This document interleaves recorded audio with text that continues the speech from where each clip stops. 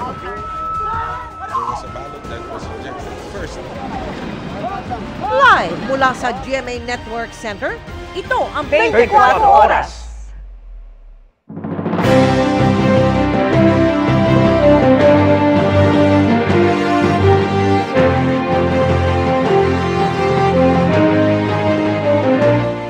Magandang gabi po, Luzon, Visayas at Mindanao.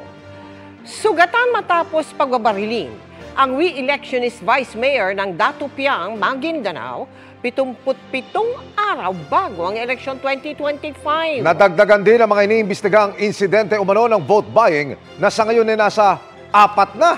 Pinakahuli ang sumbong sa Baguio kung saan isinabay umano sa pamamahagi ng party list membership card ang pamimigay ng pera. Nakatutok si Sandra Aguinaldo. Sugatan matapos barilin si Dato Piang Vice Mayor Omar Samama, isang re-electionist. Base sa paunang report, nagsasalita si Samama sa isang programa sa Barangay Magaslong nang mangyari ang insidente alas 10 ng umaga. Patuloy ang investigasyon sa insidente at wala pang reaksyon ng COMELEC. Pero kabilang ang Dato Piang sa mga red areas of concern na inaprobahan ng COMELEC and Bank nitong Enero. Bukod sa karahasan, binabantayan ng COMELEC ang pamimili ng boto, gaya ng umunay pamamahagi ng pera ng isang party list sa Baguio, kalakip ng kanilang membership card. Sa ngayon ay nangangalap na ng dagdag detalye ang komisyon. Ipinakita sa amin yung picture nung allegedly ay membership card ng isang party list na may 300 piso. Pero alam niyo po kasi, yun lang po yun eh. Wala man lang kaakibat na testimonya o nagsasalitang o nagsabi na isang tao na siya yung nabigyan. Isa ito sa 4 na insidenteng iniimbestigahan ng COMELEC Committee on Kontrabigay. Mas mainam umanong magreklamo ang mismong saksi at kung may video. Ang problema, napakadaling gumawa nun. Eh paano po kung lahat ng party list, 156 lahat sila, lagyan mo ng card lang. Pagkatapos may pera din, i-disqualify ba namin dahil lang sa ganon? We need other evidence. Yun po yung sinasabi natin. Pwede po mabiktima ang lahat. Kung may complainant, mas mabuti. Kung wala, kami ho ang tutulong na rin para ma-establish at kung there's enough evidence, may sasample lang kami niyan. Bumuo naman ng task force ang COMELEC para mabantayan ang political surveys. Sa Huwebes, pupulungin ang mga survey firm. Isa sa aalamin kung magkano ang binabayad ng mga kandidato. May kasunduan na dapat hanggang dito lang sa amount na to yung ibabayad para sa mga survey organization. Kasi unfair sa mga kandidato na sisingilan ng milyon. Paano sila makakabayad? At saka sosobra naman yon sa Statement of Contribution and Expenditure. Kaugnay naman sa printing ng mga balota, 60% ng gagamitin sa eleksyon ang naimprenta na. Para sa GMA Integrated News, Sandra Aguinaldo, nakatutok 24 oras. Karumal-dumal ang sinapit na pangto-torture ng ilang Pilipinong ginawang love scammer sa isang crypto farm sa Myanmar. Hindi lang pambubugbog, kinukuryente rin daw sila kapag hindi naabot ang quota ng mabibiktima. 3 sa kanila ang eksklusibong nakausap ni JP Soriano at ito ang kanilang kwento. Sa kwartong ito sa bansang Myanmar, naganap ang umano'y labis na pagmamalupit at pang-aabuso sa 3 Pilipinang naghahanap ng trabaho sa ibang bansa. Ganito kalala ang pananakit na inabot ng mga biktimang itago natin sa pangalang Jenny, A at Rose. Halos magkulay ube na ang mga braso dahil sa pasa at mga natuyong sugat. Ang nanakit, ang kanila umanong Chinese employer sa pinagtrabahuhan nilang love scam at crypto farm Pogo sa bayan ng Miwadi.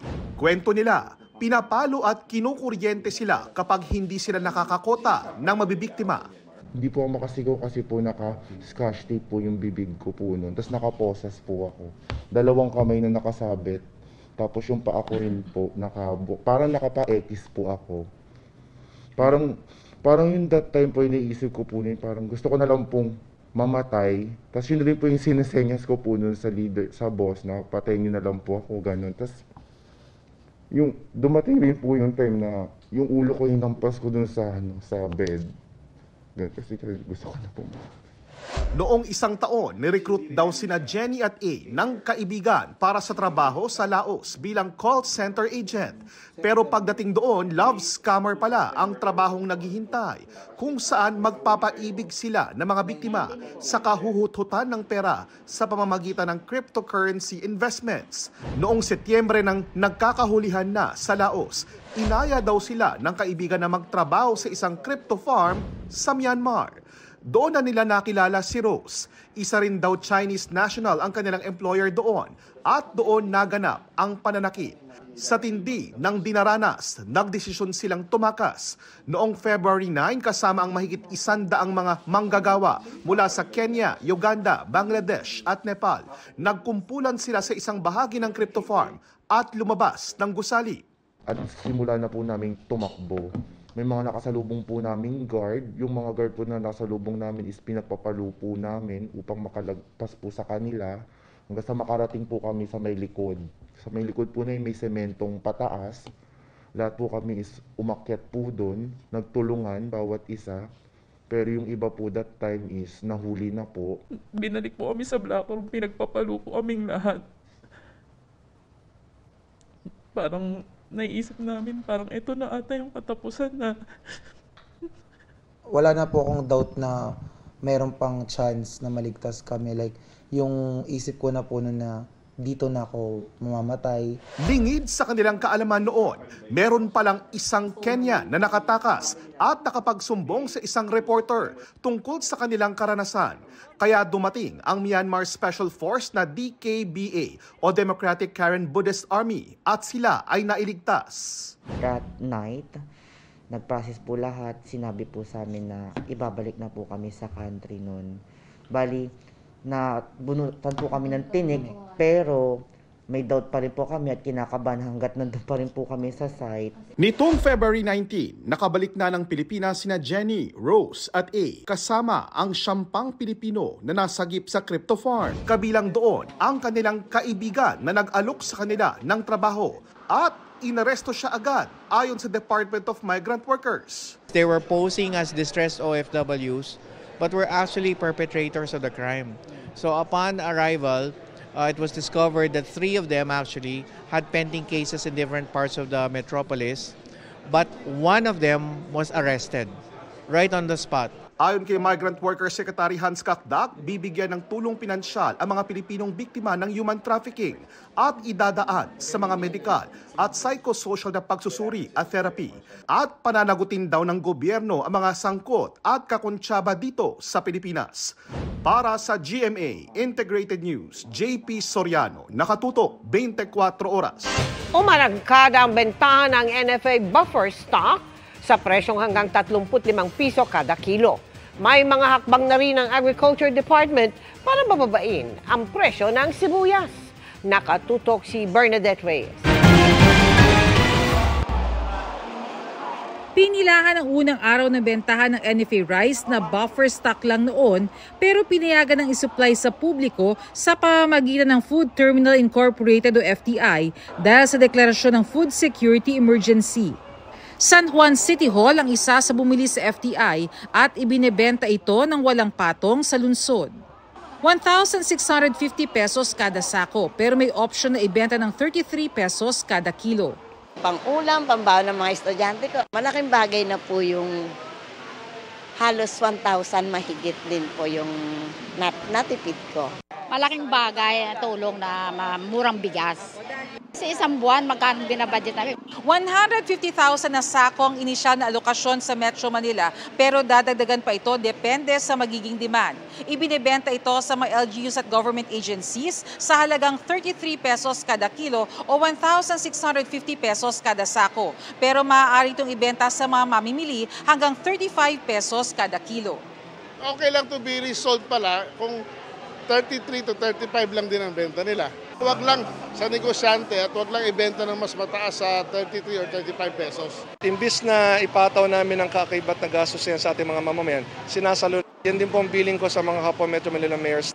Saluhin na po natin. Inaasang magsisimula na rin ang bentahan ng NFA rice sa ilang LGU na bumili nito tulad ng Camarines Sur. Sa ngayon kasi sarami ng stocks, walang limit. Of course, kung yung demand ay ng mga LGUs nationwide ay biglang tumaas, then we will have to set yung weekly limits. Samantala, umaabot na ng hanggang 240 pesos ang kilo ng sibuyas. Yung sibuyas, patingi-tingi na lang sila. Hindi na makakakuha ng 1 kilo. Pag-aaralan ng Agriculture Department ang paglalagay ng maximum SRP sa sibuyas kung hindi ito magmura kapag dumating na ang mga imported. Harvest is coming soon. Kung sakaling mag-MSRP man tayo sa onion, maybe limited 2 weeks lang yan. Pinapupuntahan na sa Bureau of Plant Industry ang lahat ng cold storage ng sibuyas. Inspectionin kung meron bang new harvest na tinatago at hindi binibenta. Kasi parang kung meron ganon, mali yun. Para sa GMA Integrated News, Bernadette Reyes, nakatutok 24 oras. Iniutos ng Pangulo sa bagong liderato ng Presidential Communications Office na huwag gumamit ng fake news at labanan ito. Umalma rin ang mga bagong opisyal ng opisina sa pag-ugnay ni dating Pangulong Duterte sa impeachment ni Vice President Sara Duterte sa pagiging diktador. Nakatutok si Ivan Mayrina. Nang manumpa bilang kalihim ng Presidential Communications Office, malinaw ang utos ni Pangulong Bongbong Marcos kay Secretary J. Ruiz. Iparating sa taong bayan ang mga programa ng gobyerno at hindi gagamit ng fake news, kundi lalabanan ito. Marami nagpapakalat ng fake news ngayon.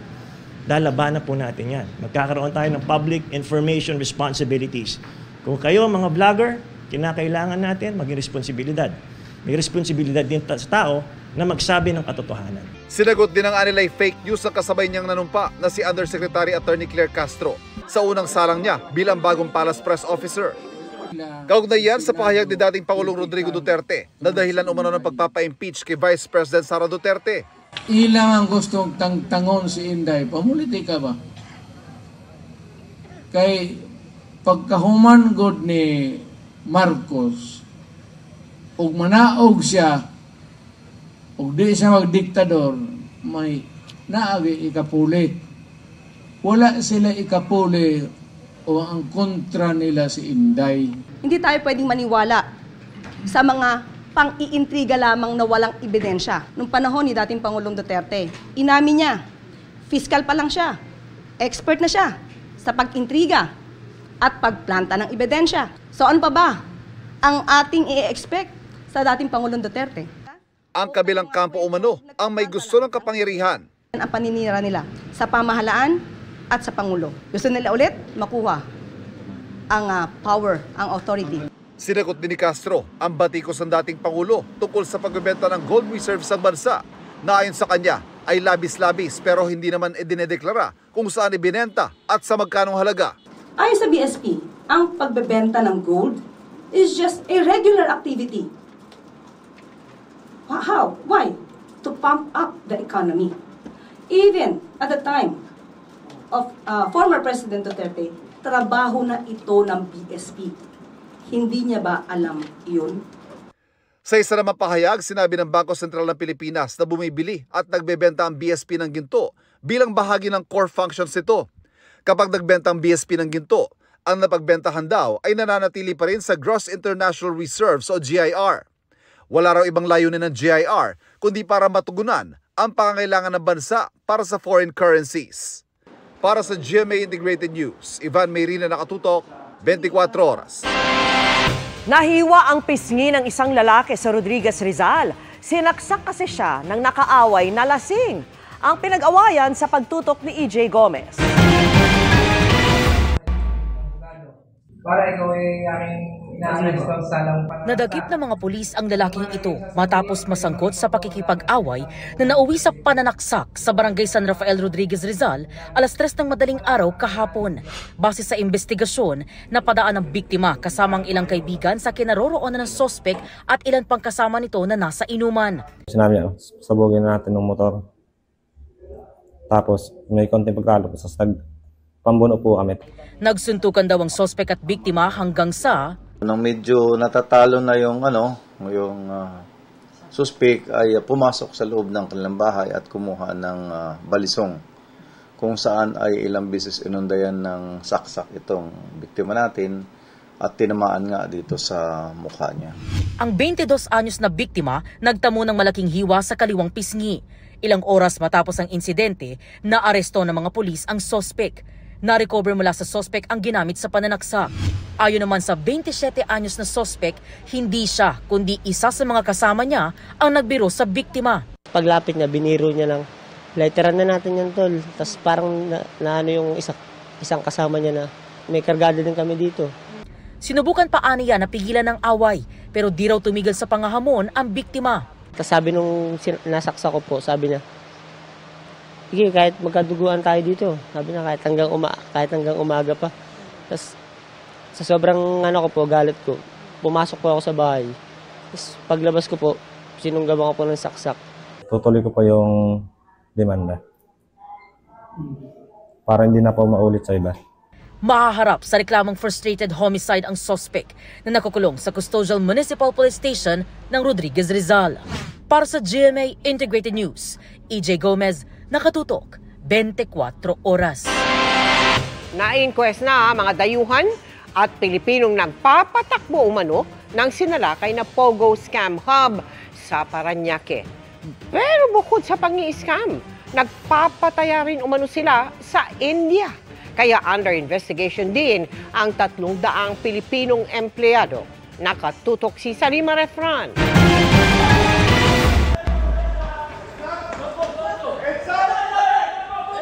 4 na araw mula nang i-raid ang umano'y Pogo Scam Hub na ito sa Parañaque.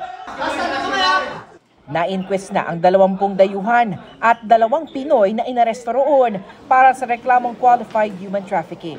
Kabilang sa kanila ang pinaka-boss ng Pogo. Pinangakuan sila ng trabaho ng just for customer service representative, but it turned out hindi pang customer service representative kundi pang Pogo. Scamming. Sila yung nag-facilitate ng mga nagtatrabaho dito sa Pogo Hub na ito para mag-work ng matagal, wala namang kaukulang mga papeles. Puro illegal ang ginagawa nila dito sa loob ng Pogo Hub na ito. 3 Vietnamese at 1 Pinay ang tumatayong complainant at nagpatotoo sa umano'y love scam sa Pogo. Itong mga Vietnamese na ito yung mga models na ginagamit nila, nanga-attract ng mga investors. After na ma-inlove ka, ayun na, yayayain ka nila na mag-invest na sa cryptocurrency. Mahigit 300 empleyadong Pinoy naman ang pinakawalan, pero hiniligtas sa reklamo dahil iniimbestigahan para naman sa umano'y sports betting para sa mga Indian. Nakikipag-ugnayan na raw ang Indian Embassy para hingin ang ilang nakumpiskang gadget sa raid. Ngayon kasi kinukuha pa namin yung mga laman nitong mga to at titingnan natin kung sino-sino dun sa mga nationalities nila yung mga na-scam. Nabisto rin ng Presidential Anti-Organized Crime Commission o PAOK ang pagtakas ng ilang nag-voluntary deportation sa pamamagitan ng layover. Mismong Chinese Embassy ang nakipag-ugnayan para mahuli sila. Pakiusap ng PAOK sa immigration. Huwag sanang hahayaan na maglabas ang implementation order kapag ang ticket ng foreign national na magvo-voluntary deportation o di kaya departure order ay merong layover. Ginagamit po nilang pagkakataon yan para tumakas. Sa ngayon, sabi ng Bureau of Immigration, prioridad nila ang agarang pagpapaalis sa mga deportees. Kaya kumukuha sila ng anumang flight na available para sa kanila. Para sa GMA Integrated News, Salima Refran, nakatutok 24 oras. Chika Minute na po mga kapuso at ang maghahatid ng buena manong showbiz happenings ngayong Lunes, walang iba kundi ang It Girl host ng Sparkle na si Janina Chan. Janina. Thank you, Miss Vicky. Always grateful to be back. And good evening, mga kapuso. Di lang busog ang tiyan dahil sa food trip, busog na busog din sa pagpapakilig ang lead ng casts ng mga inaabangang serye sa afternoon at GMA Prime. Ang kanilang pagbisita sa Pangasinan at Jensan sa report ni Efren Mamak ng GMA Regional TV. Tinaguriang tuna capital of the Philippines ang General Santos City. Kaya sa pagbisita ng cast ng My Ilonggo Girl, tinikman nila ang pinagmamalaking putahe ng Jensan, gaya ng grilled tuna belly, pati tuna kinilaw with a touch of mayonnaise and mango. Manamit gid! Sa tuna, grabe yung sarap ng tuna dito. It was very fresh, yung raw tuna and also cooked tuna was really good. Pagkatapos niyan, Matinding hiyawan ng Kapuso fans ang sumalubong sa kanila. Mas tumindi ang excitement nang lumabas si Lian Valentin at Yasser Marta. May kilig performance din ang ating palangga si Jillian Ward.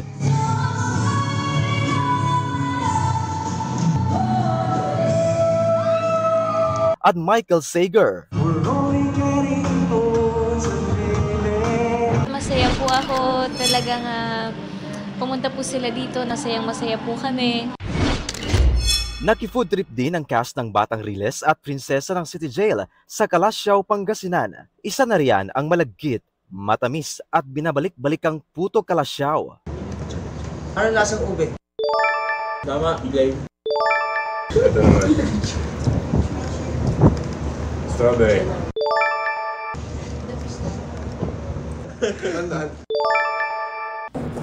Paano dapat pag-subo? 10. 10 ako dito. Ako mga 9. Matapos ang nakakabusog na food trip, isang matamis at hindi malilimutang banding naman ang hatid nila para sa mga Pangasinenses sa Kapuso Mall Show. Nagyawan sa kilig ang crowd sa performances nila Anton Vinzon at Bruce Roland. Napareho pang nangharana ng girls on stage. Sinulit ng fans ang moment nang awitan sila ni Rahil Biria.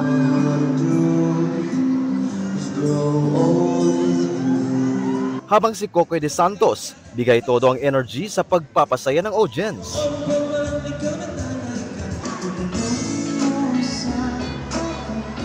Feel na feel pa rin ang kilig sa performances nila Allen Ansay at Sofia Pablo.